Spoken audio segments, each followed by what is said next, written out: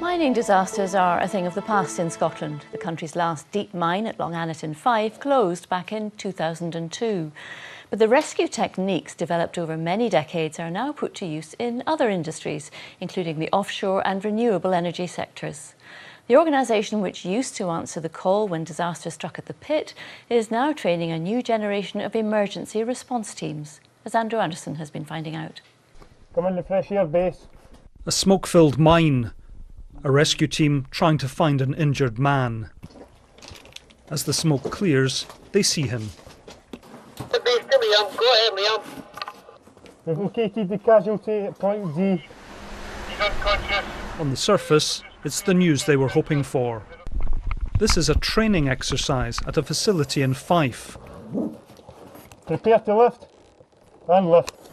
Once one of several centres operated by the Mine Rescue Service, covering the Scottish coalfields.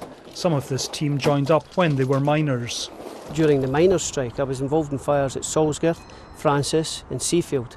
Both Francis and Seafield were under the sea, so that was a completely new concept for me, because obviously the coal mine I was in obviously was on dry land.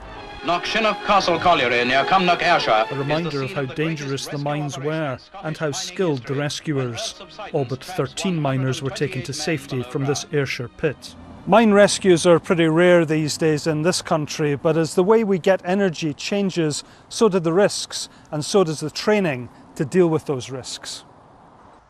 These men are now more likely to be found working high above the ground rather than under it.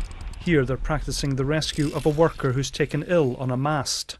These days, team members are mainly recruited from the armed forces and the emergency services.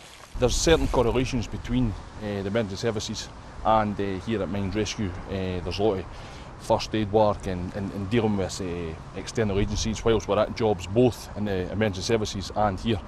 In 2004, MRS faced one of its biggest challenges. An explosion destroyed the Stockline factory in Glasgow. 9 people died. The building had to be made as safe as possible for the emergency services. Mine rescue skills were needed. It was about supporting what was left of the building, and initially that's what we concentrated on. We secured what was there, and I very much thought we would do in a mine.